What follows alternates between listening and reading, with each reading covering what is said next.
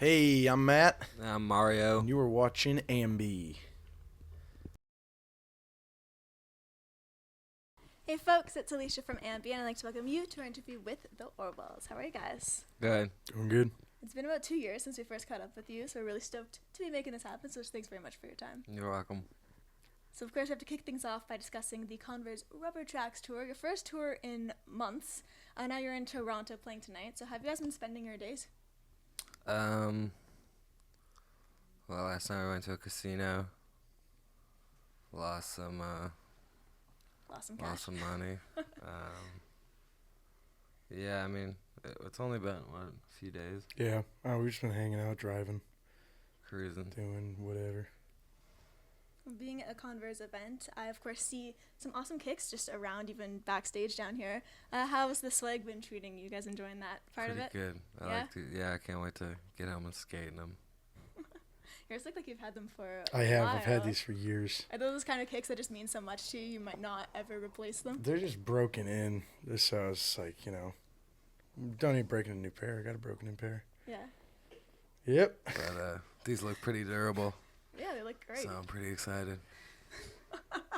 Well, one thing I want to bring up is for each show, an emerging act who's actually recorded in one of the Converse pop-up studios will be joining you as the opener. And you actually got to hand select who will be opening for you. So how was that process? Was it kind of fun sifting through all the great submissions and all the good bands who... I think this is like the only one we actually looked into. Oh, okay. So. Well, and then there's San Francisco and Dante Elefante. We're big fans also. of. Just listen to that last record they did. Yeah. And then the rest, Dom he was the one who was really checking out all the bands. Dom really got in there and gave him a good listen. This is Dom's selection, yeah. Yeah, it's Dom's tour. What about this band tonight made you actually really want to dig into them? Was it just an initial first listen? You were really enjoying it? Oh, I heard, listening to them soundcheck, I really like it. Okay. Very, Yeah, how about very yourself? good. Yeah. I thought it sounded great. All right. Well, I saw this tweet that you posted the other day, and it was going out to all of your fans who are underage to attend your shows, and just how it kind of sucks when you get to the door and you get turned away. Mm-hmm. I was curious as to you guys. Do you used to sneak into shows? Because you mentioned in the same tweet how it used to happen to you a lot. I don't know if we ever got away with actually sneaking into a show. No, but it That's, was, when Pretty you... tough. Yeah, it's pretty, sneaking through a bathroom window doesn't really Been happen. turned down to get into a lot of shows. But yeah, that was the worst. In high school, your favorite band was coming to town, you couldn't go to the shows. So we're bummed out whenever that has to happen, but, it does have to happen sometimes, so can't really do anything about it. Except come back and do an all-ager. That's how it goes.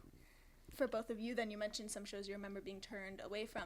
What was one that you really, really wanted to go to? Who was the band? First time I tried to see the Smith Westerns, and Oh, okay.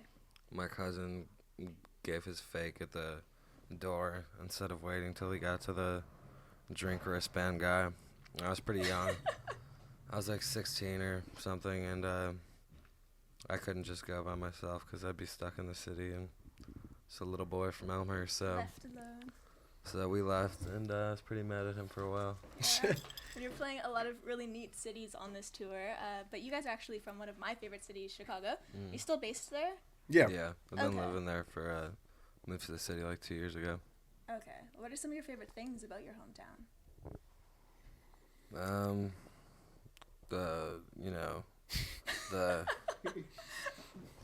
The cold winters and Those are always enjoyable. the ever so do-it-yourself music scene that just is always bubbling, and stuff like that. Okay. I know The Bulls. Bulls, The Bulls are the best part. which you're repping in your merch upstairs, which looks awesome. Thank you. You're welcome. Of course, coming from Chicago, you also played with Twin Peaks. Twin Peaks Dudes, one of your buds with. Are there any other bands from Chicago you'd recommend our viewers check out or ones you dig? The Symposium and the Walters. Okay. Nice. Those are my two faves. Yourself? Yeah, probably Symposium. There's this band Whitney that Henry's been showing me that I like. Walter Symposium. Colin O'Mara's his new solo thing. Guy from the Smith Westerns. So he's doing that now. Sounds really good. Cool. Check them out. Well, I want to bring up Disgraceland, which was released last year. Every time I say that, I just kind of want to get right into Disgraceland. Do you ever do that? No? Why not?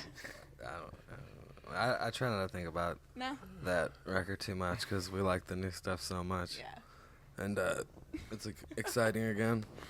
And that record just kind of Yeah. broke it over our heads.